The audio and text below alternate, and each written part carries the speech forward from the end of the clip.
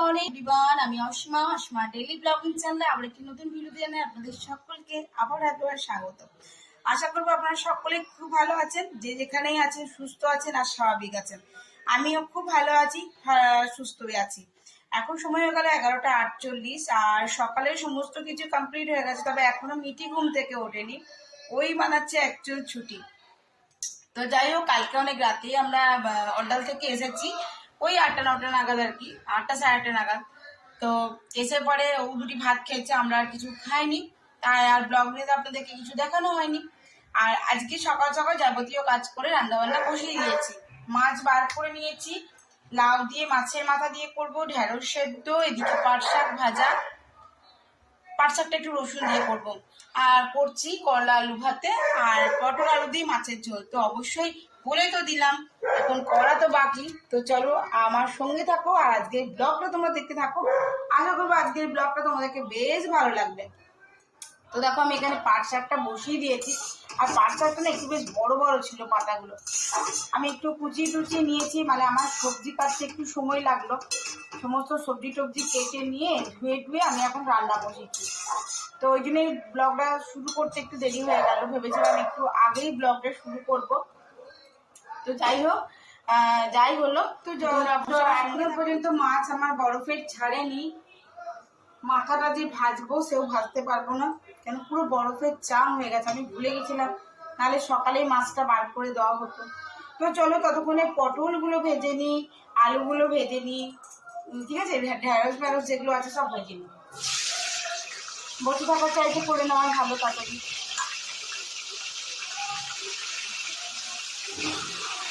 তো পটলগুলো আমি ধুয়ে ভেজে তুলে নেবো।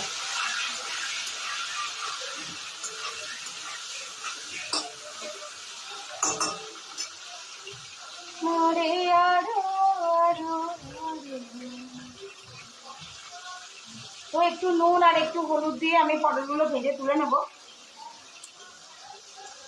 কেন মাছের ঝোলের জন্য আমি পটলগুলো করছি।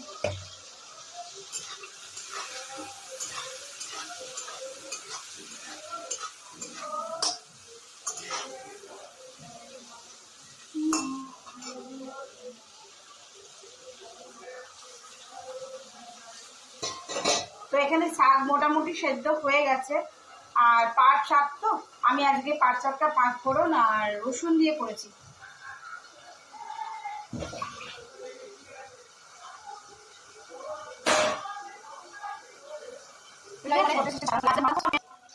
মাছের মাথাটা ভেজে নিই, কারণ আমি এবার লাউটা বসাবো।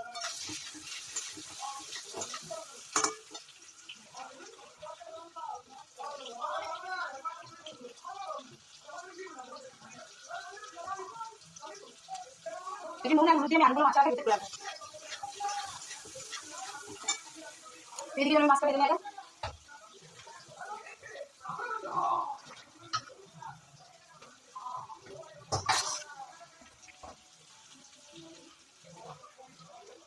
এখন আগে শুধু মাথাটা ভেজে নিই, একটু নুন একটু হলুদ।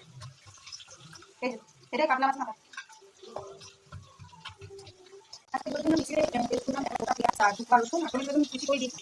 এবার মশলাগুলো দিয়ে দিই, করে দিলাম নুন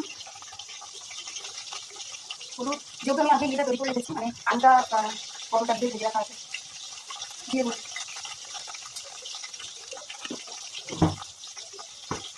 বাইরে ভালো বলতে তুমি বলো। আচ্ছা, ধনে গুঁড়ো, কাশ্মীর রেড চিলি পাউডার,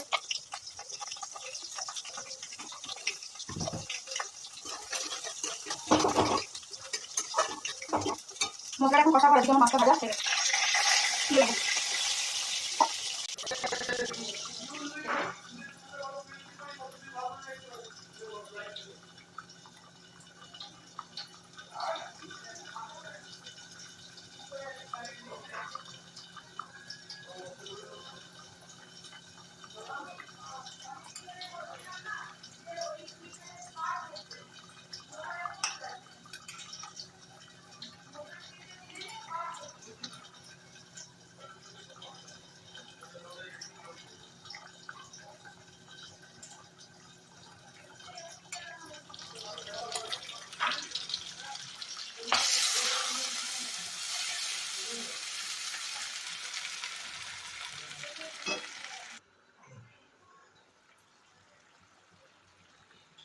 তো এখানে লাউ দিয়ে মাছের মাথাটা বসিয়ে দিয়েছি, দেখতেই পাচ্ছ।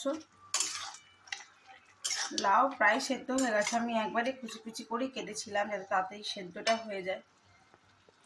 তো জলটা মরে যাক, একটু চিনি দেবো, তো তোমার একটু ঢাকা দিয়ে সেদ্ধ হোক আরো।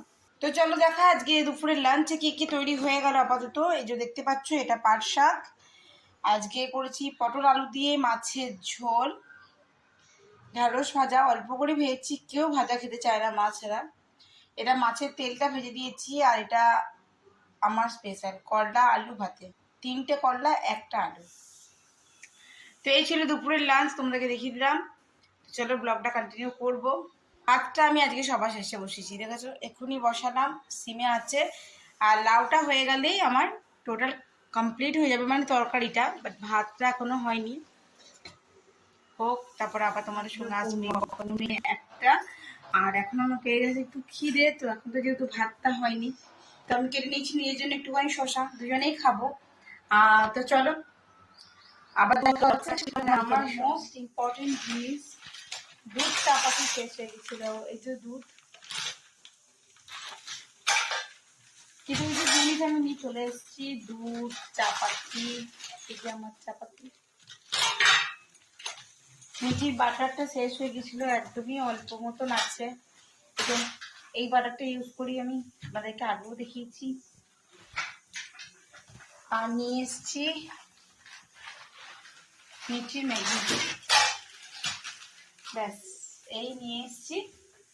এই যে এগুলো গিয়েছিলাম বাজারে আনতে, মিঠিকে পড়তে দিয়ে আসলাম, মিঠির গ্রাফ পেপার লাগবে সেটা এনে দিয়েছি। যাই হোক, আজকের মতন আমার ব্লগটা এখানেই শেষ করছি, কেন এখন বাজে 9টা, আর আমি করবো এখন রাতে ডিনার, মানে রুটি। এদিকে দেখতে পাচ্ছ ভাতটা হয়ে গেছে, আমি এখন রুটি করবো আর একটু ডিম ভেজে দেবো, ব্যাস হয়ে গেল আজকে রাতেরটা। আজকের মতন এইটুকুই, আবার একটি নতুন ভিডিওতে তোমাদের সঙ্গে দেখা হচ্ছে, ততক্ষণের জন্য বিদায়, সবাই খুব ভালো থেকো, সুস্থ থেকো, আবার একটি নতুন ভিডিওতে তোমাদের সঙ্গে দেখা হবে। Tata, good night.